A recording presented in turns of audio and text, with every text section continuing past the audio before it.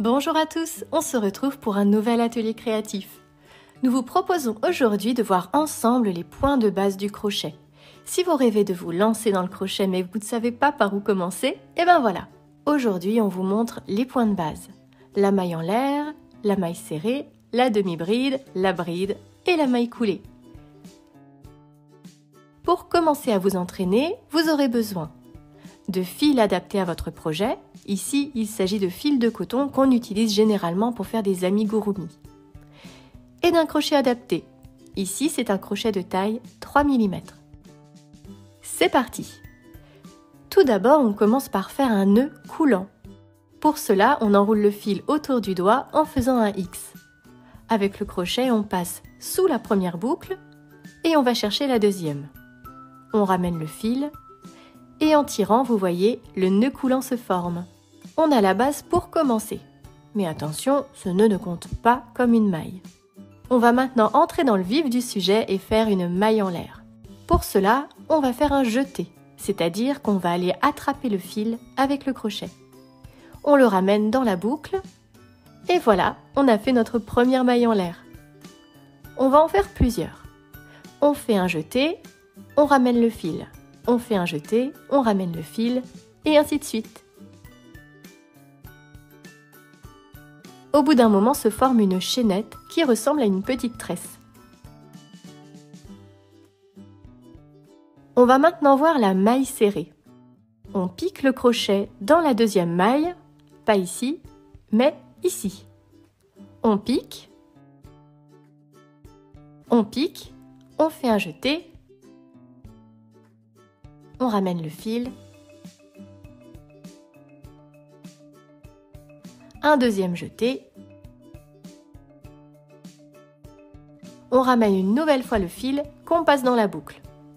Et voilà notre première maille serrée. On recommence. On pique, un jeté, on ramène le fil. On a deux boucles sur le crochet. Un deuxième jeté, on ramène le fil dans la boucle et voilà. Et ainsi de suite. On va poursuivre avec une maille un peu plus haute, la demi-bride. On commence par un jeté, on enroule le fil et on va piquer dans la maille.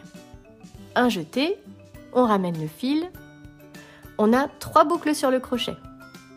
Un autre jeté et là, on ramène le fil à travers les 3 boucles. C'est là qu'on se rend compte qu'il ne faut pas trop serrer le fil, sinon on a du mal parfois à passer le crochet.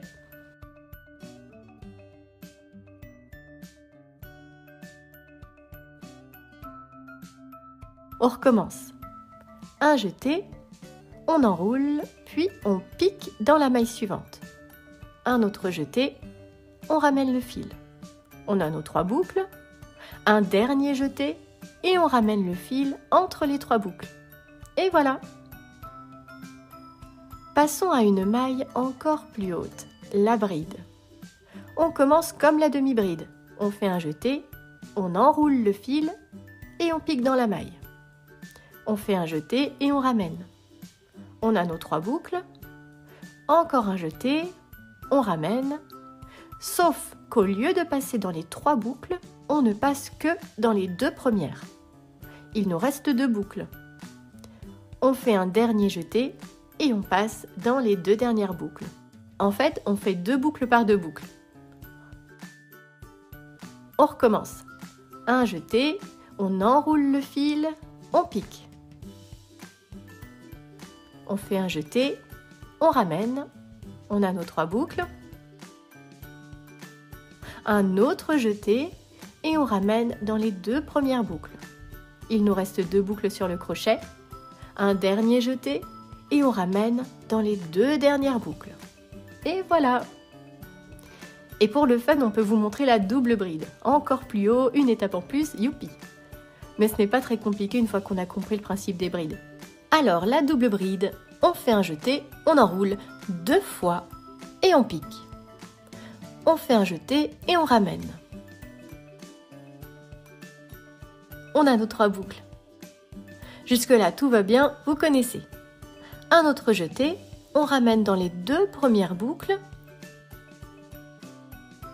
un dernier jeté et on ramène encore dans les 2 dernières boucles.